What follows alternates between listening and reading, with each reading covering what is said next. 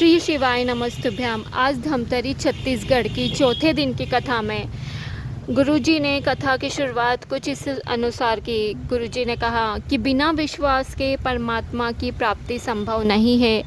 जैसे जैसे हमारा विश्वास दृढ़ होता जाता है वैसे वैसे शिव को मिलने में समय नहीं लगता है। शिव को प्राप्त करने के लिए सबसे मूल है हमारा विश्वास। उन्होंने गुरु नानक जी और नामदेव जी की बारे में बताया कि जब गुरु नानक जी और नामदेव जी महाराष्ट्र में गए थे और एक मंदिर में, शिव मंदिर में दर्शन करने के लिए गए, तो नामदेव जी को वहाँ के लोगों ने बाहर फेंक दिया मंदिर से। तो गुरु नानक जी ने कहा कि आप यहीं बैठ के भजन करो, हो सकता है परमात्मा आपके लिए मंदिर का दरवाज़ा ही बदल दे। नामदेव जी ने मंदिर के पीछे ही बैठ के भजन किया और शिव की कृपा से मंदिर का दरवाज़ा पीछे की साइड हो गया। आज भी महाराष्ट्र में बोडा नागनाथ महादेव का मंदिर है जहां पर गुरु नानक जी और नामदेव जी ने मिलकर भक्ति की थी। उनका विश्वास पक्का था, इसलिए उन्हें भगवान मिल गए। जब हमारा विश्वास पक्का हो जाएगा तो हमें भी परमात्मा को मिलने में देरी नहीं मिलेगी। इसके बाद गुरुजी ने कहा, क्या जिनके हाथ नहीं है उन्हें भगवान नहीं मिलते? जिनके पैर नहीं हैं या जिनके नेत्र नहीं हैं या जो सुन नहीं सकते, जो देख नहीं सकते, उन्हें भगवान नहीं मिलते? दुनिया के लोग कहते हैं हाथों से माला जपना, कानों से ये करना, नेत्रों से ये करना तो भगवान मिलेंगे, पर उन्होंने कहा ऐसा नहीं है। भगवान, अगर दिल में विश्वास है तो भगवान को हम दिल से कहीं भी बैठकर बुलाएंगे, भगवान हमारे लिए वहाँ आ जाएंगे। हाँ, उसके लिए हमारा निर्मल मन होना चाहिए और एक पवित्र दिल होना चाहिए, तो हमारे लिए भगवान आ जाएंगे। गुरुजी ने कहा जैसे मंगलवार हनुमान जी का वार होता है, बुधवार गणेश जी का होता है, बृहस्पतिवार गुरु जी का होता है, सब वार सभी के होते हैं, तो शंकर जी का कौन सा वार होता है? सोमवार शंकर जी का होता है? ऐसा नहीं है, सभी वार भोलेनाथ के होते हैं। जब जिस वार को भोलेनाथ की आराधना करो, जिस वार को उन्हें दिल से पुकारो, भगवान की आराधना करने में हमें कोई से दिन का इंतज़ार नहीं करना चाहिए कि हाँ सोमवार आएगा जब मैं भगवान की आराधना करूँगा। जब मन करे, जब दिल करे, तब हम जाकर भगवान की आराधना कर सकते हैं और जब भगवान हमें मिल सकता है। उन्होंने एक प्रसंग सुनाया, उस प्रसंग के अनुसार एक बार एक गांव में कथा हुई तो एक कथा में एक बहरा आदमी जाकर बैठ गया और वो बड़े ध्यान से सुनने लगा। महाराज जी जो बोलने लग गए उनकी हाँ में हाँ उनको देख के मिलाने लग गया। तो अब महाराज जी को लगा कि यही सबसे बड़ा ध्यान से सुनने वाला श्रोता है। उन्होंने कई लोगों से जब बातचीत करी तो उन्हें पता चला कि यह तो बहरा है। फिर महाराज जी उस आदमी के पास गए और बोला कि तुम बहरे हो, सुन नहीं सकते, तो तुम फिर कथा सुनने क्यों आते हो? जब महाराज जी ने ज़ोर से बोला तब उस आदमी को समझ में आया और उसने उत्तर दिया कि मैं भले ही बहरा हूँ लेकिन मेरे कथा सुनने आता हूँ, तो जो मेरे घर के बच्चे हैं, पोता पोती है, उनको भी एक प्रेरणा मिलती है कि अगर मेरे दादाजी जा रहे हैं कथा में तो हम भी जाए। और जब मैं यहाँ पर बैठ के कथा सुनता हूँ और आपको देखकर इस कथा को समझने की कोशिश करता हूँ, तो यहाँ जो लोग बैठे हैं उनको भी मन में लगता है कि हाँ कथा समझ में आ रही है और कथा धीरे धीरे दिल में उतर रही है। उसके बाद गुरुजी ने एक अंधे व्यक्ति का प्रसंग सुनाया जो रोज़ मंदिर जाता था। एक बार पंडित जी ने उससे पूछा कि तू देख नहीं सकता, फिर रोज़ मंदिर क्यों आता है? कभी इधर जल चढ़ाता है, कभी उधर जल चढ़ाता है, कभी यहाँ पर ठोकर खाता है, कभी वहाँ पर ऐसा गिरता है। तो व्यक्ति ने कहा कि मैं भगवान के दर्शन के लिए आता हूँ। पंडित जी ने बोला तुझे तो दिखाई नहीं देता, तो तू दर्शन कैसे करता है? तो व्यक्ति ने कहा कि मुझे दिखाई नहीं देता, मैं अंधा हूँ, लेकिन जिस भोलेनाथ को मैं जल चढ़ाता हूँ उसके तो 3-3 नेत्र है। मैं भले ही उसे ना देख सकूँ, वह तो मुझे देख सकता है, वह तो मुझे जानता ही होगा। इस प्रकार इन दोनों प्रसंगों से गुरुजी ने समझाया कि भगवान को पाने के लिए ज़रूरी नहीं तुम्हारी आंखें अच्छी हो, तुम्हारे पैर अच्छे हो। भगवान को पाने के लिए बस तुम्हारा मन अच्छा होना चाहिए, तुम्हारा दिल अच्छा होना चाहिए। इसके बाद गुरुजी ने एक पत्र पढ़ा जो छत्तीसगढ़ के ही निवासी दीपशोरी जी का था। उन्होंने कहा कि उनकी बचपन से आंखें नहीं थी, वह बचपन से देख नहीं सकता था। गांव की महिलाओं ने उन्हें मंदिर जाने को और जल चढ़ाने को कहा, तो वह सहारे से अपने दोस्त के, कभी अपने भाई के सहारे से रोज़ मंदिर जाने लगा और जल चढ़ाकर आँखों पे लगाने लगा। आँखों पे लगाते लगाते धीरे धीरे दोनों आँखों की रोशनी आ गई। आज वह अकेला चलकर मंदिर भी जाने लगा है और अकेला चलकर इस कथा में भी आया है।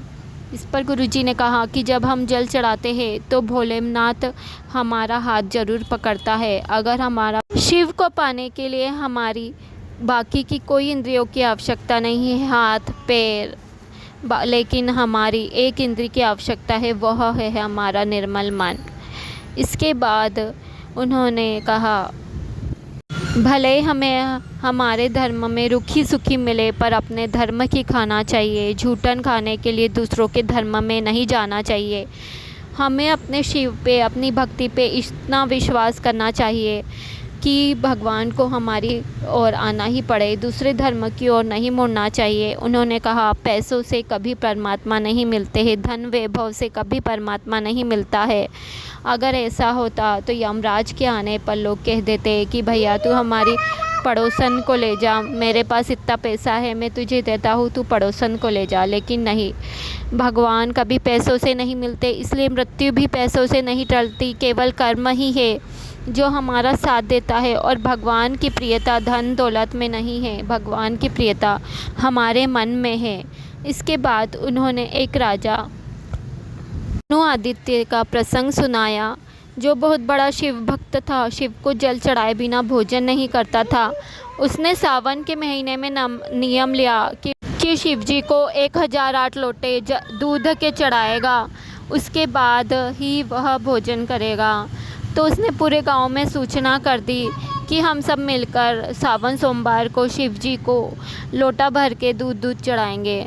अब गांव के सभी लोग आने लगे। लोटा भर भर के मंदिर में पहुंचकर एक पात्र में दूध डालते रहे, लेकिन पात्र नहीं भरा रहा था। 2 घंटे बाद एक बूढ़ी औरत आई, एक कटोरी में थोड़ा सा दूध लाई, और वह दूध डालते से ही वह पात्र भरा गया। राजा को यह बात पता चली। इसके बाद अगले सोमवार को भी यही क्रम रहा। सभी गांव के लोग दूध लाते रहे, लेकिन पात्र नहीं भराया। जैसे ही बूढ़ी औरत ने थोड़ा सा दूध डाला, वह पात्र भरा गया। फिर राजा उस बूढ़ी औरत के पास गया और प्रश्न किया कि इन सब लोगों के इससे पात्र नहीं भरा रहा था, लेकिन आपके थोड़े से दूध से पात्र भरा गया, वह कैसे? तो माँ ने उत्तर दिया कि मेरे घर में एक गाय है और मेरे पोते बेटों, और हमारे घर में सभी की पूर्ति के बाद जो बचता था मैं वो शिव जी के लिए ले आती थी। मैं नहीं जानती कि यह पात्र कैसे भराया। फिर शिव जी ने प्रकट हुए और कहते हैं, भले ही श्रद्धा से मुझे थोड़ा भी दूध चढ़ाओगे तो मुझे स्वीकार होगा। मुझे नहीं चाहिए कि तुम इतना दूध चढ़ाओ, लेकिन अगर श्रद्धा से 2 बूंद भी दूध चढ़ाते हो तो वह शिव जी को स्वीकार होता है। इसके बाद गुरुजी ने कहा कि हमें कभी भी अपनी भक्ति को पैसों में नहीं तोलना चाहिए। 2 व्यक्ति होते हैं, एक जो धर्म के धक्के खाकर लाइन में लगकर भोलेनाथ के दर्शन को जाता है, और एक जो पैसे देकर VIP के रूप में भगवान के दर्शन को जाता है। तो भोलेनाथ किससे ज़्यादा प्रसन्न होंगे? भोलेनाथ उससे ज़्यादा प्रसन्न होंगे जो धक्के खाकर लाइन में लगकर भोलेनाथ से मिलने आया है।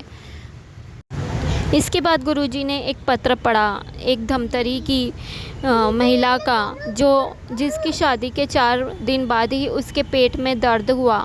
जब जांच कराई तो पता चला कि उसके पेट में 3 गठान है और वह कभी मां नहीं बन सकती है। वह 3 गठानों के लिए डॉक्टरों ने दवाई दी गठान गनने के लिए। 2 साल बाद लेकिन जांच कराई तो वापस वही 3 की 3 गठान पेट में आई। तो सासू माँ के कहने पर वह मंदिर जाने लगी, भगवान का भजन करने लगी, 1 लोटा जल चढ़ाने लगी। उसके बाद उस महिला का गर्भ ठहरा और 7.5 महीने में ही डिलीवरी हो गई। डिलीवरी हुई, उसके बाद जांच कराई तो पता चला एक भी गठान नहीं थी। भोलेनाथ की कृपा से उन्हें बच्चे की प्राप्ति हुई। इसके बाद गुरुजी ने कहा कि कोई भी VIP शंकर को अच्छे नहीं लगता। केतकी का पुष्प जो बहुत VIP था वो भोलेनाथ को नहीं भाया, लेकिन जो कनेर का पुष्प है जो कहीं भी उग जाता है, उसको कोई भी नहीं खाता, उसे शिव जी अपने दोनों कानों में लगाए रखते हैं। इसके बाद गुरुजी ने कहा कि दान और धर्म हमेशा अपनी सामर्थ्यता के अनुसार करना चाहिए। ज़रूरी नहीं कि हम बहुत बड़ा भंडारा करें, ज़रूरी नहीं हम बहुत बड़ा कुछ करें। अगर हम अपनी बॉटल में से थोड़ा सा भी जल किसी को पिला देते हैं या एक बिस्किट का पूड़ा भी किसी को दे देते हैं तो वह किसी दान से कम नहीं। इसके बाद गुरुजी ने कहा कि मान लो हम पशुपति व्रत कर रहे हैं और अपनी थाली में कुछ चीज़ें भूल गए हैं और पड़ोसन को देखे तो उसकी थाली सन को देखा कि उसकी थाली में सब कुछ है, लेकिन हमें उससे कुछ नहीं मांगना है। हमें अपने पास जो है उसी से भगवान का पूजन करना है। भोलेनाथ जो कुबेर भंडारी है, जो सबको देने वाला है, मांगना है तो उससे मांगे और किसी से नहीं। इसके बाद गुरुजी ने कहा अगर हम मंदिर गए हैं, हमारे पास पैसे नहीं हैं चढ़ाने को, तो किसी दूसरे से मांगकर पैसे नहीं चढ़ाना है। 3 चीज़ें, दिखावट, सजावट और बनावट, इन तीनों चीज़ों से भगवान कभी प्रसन्न नहीं होते हैं। भगवान को कभी पैसे, धन, वैभव की आवश्यकता नहीं होती है। भगवान तो केवल भाव के और श्रद्धा के भूखे होते हैं। इसके बाद गुरुजी ने एक पत्र पढ़ा जो एक साहू जी का, जो प्राइवेट कंपनी में काम करते थे लेकिन उनकी नौकरी गई। फिर बहन ने बताया कि भोलेनाथ जी को जल चढ़ा, तो उन्होंने भोलेनाथ जी को जल चढ़ाना शुरू किया, पशुपति व्रत किया और पंडाल में बैठकर कथा सुनना प्रारंभ करी। तो आज वे महादेव ट्रेडर्स के मालिक बने। फिर वे जब सीहोर की कावड़ यात्रा से होकर आए दोनों, तो उन्हें भोलेनाथ की कृपा से यजमान का पद मिला। हाँ, इसके बाद गुरुजी ने जायसवाल जी के बारे में बताया जिनका एक जगह सब कुछ रुक गया था। तो उन्होंने गुरुजी से कहा कि क्या करें, तो गुरुजी ने बोला कि पंडाल में बैठ के कथा सुनो, कीर्तन करो, और भोलेनाथ की कृपा से उनका सब कुछ मिल गया। शिव को रिझाने के लिए धन दौलत की आवश्यकता नहीं, केवल विश्वास की आवश्यकता है। इसके बाद गुरुजी ने कार्तिकेय जी के जन्म की कथा बताई कि पार्वती जी के विवाह के बाद शिव जी के तेजपुंज से कार्तिकेय जी का जन्म हुआ और उनके जो 6 मुख थे उनको कृतिकाओं ने एक करा। जन्म का कारण था तारकासुर का संहार करना। तारकासुर ने जो बहुत उपद्रव मचा रखे थे, तो उन्होंने वर मांगा था कि मैं मरूँ तो शिव के पुत्र के हाथों से ही मरूँ। इसके बाद एक पत्र अंजुबाई सिंहा जी का पढ़ा, जिनकी बेटी की आवाज़ नहीं थी, बचपन से निपट गूंगी थी, जो मंदिर में जाके जल चढ़ाना शुरू किया तो थोड़ा थोड़ा उनकी बोली आ गई। इसके बाद उन्होंने एक पत्र पढ़ा जिसमें एक बालोद के निवासी, जिसका पर्स 2 साल पहले घूम गया था और उसमें उसका ड्राइविंग लाइसेंस वगैरह भी था। जब वो 19 तारीख को कथा में आई, भोलेनाथ से प्रार्थना करने लगी और फिर किसी गांव वाले का फ़ोन आया कि आपका पर्स मिल गया है। आज भोलेनाथ की कृपा से उनका पर्स मिल गया। उसके बाद गुरुजी ने एक और पत्र पढ़ा जी यादव जी का, छत्तीसगढ़ से, जो आदिवासी क्षेत्र में रहते थे। वह भोलेनाथ की कथा सुनते थे तथा वट वृक्ष के नीचे भोलेनाथ की पूजा करते थे। उन्होंने वृक्ष के नीचे एक छोटा सा शिवलिंग रख दिया और पूजन शुरू किया।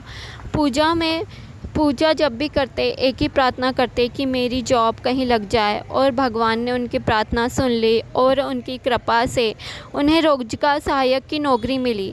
चूँकि वो आदिवासी क्षेत्र में थे, गांव के लोगों ने देखा कि इसकी नौकरी लगी तो वह भी धीरे धीरे जाना शुरू हो गए। तो एक इंसान जिसको कैंसर था, वह भी शिवलिंग की पूजन से उसका कैंसर अच्छा हो गया, और एक इंसान जिसको लकवा था वह भी उसका अच्छा हो गया। तो गांव के लोग बोलने लग गए कि इस वट के पेड़ में ही कुछ ना कुछ है जिससे सारी बीमारियां ठीक हो रही है। लेकिन वह इंसान ने कहा कि वह तो सब भोलेनाथ की कृपा है। इसके बाद गुरुजी ने तारकासुर की संहार की कथा सुनाई कि तारकासुर का संहार करने जब कार्तिकेय जी जाने लगे तो माता पार्वती ने बोला कि तुम उसका संहार करो, लेकिन ध्यान रखना कि उसके हृदय में बाण नहीं लगे, क्योंकि इसके हृदय में शिव है। इस पे गुरुजी ने कहा कि कभी भी कोई भी शिव भक्त का दिल नहीं दुखाना चाहिए, क्योंकि उसके हृदय में शिव बैठे रहते हैं। अगर शिव भक्त का दिल दुखता है तो शिव जी का दिल दुखता है। तारकासुर के 3 पुत्र हुए, तारकाक्ष, विदुमाली और कमलाक्ष की। इन तीनों ने वर मांगा कि हम मरे तीनों तो एक साथ मरे। इसके बाद भोलेनाथ जी ने सभी देवताओं के साथ मिलके पशुपति, सभी देवता पशु बने और भोलानाथ जी उनके पति पशुपतिनाथ बने। उन तीनों को दौड़ाया, इन तीनों को एक साथ इकट्ठा किया और त्रिशूल से तारकाक्ष और विद्युम्माली का संहार किया। इतने में कंगबलाक्षी के नीचे से निकल गया और फरसे से उन्होंने, जो भोलेनाथ जी जो नंदी के रूप में थे, उनका सिर काट दिया। तो सिर जो जाकर नेपाल में गिरा वह पशुपतिनाथ हो गया और धड़ जो यहाँ गिरा केदार में तो केदारेश्वर हो गया।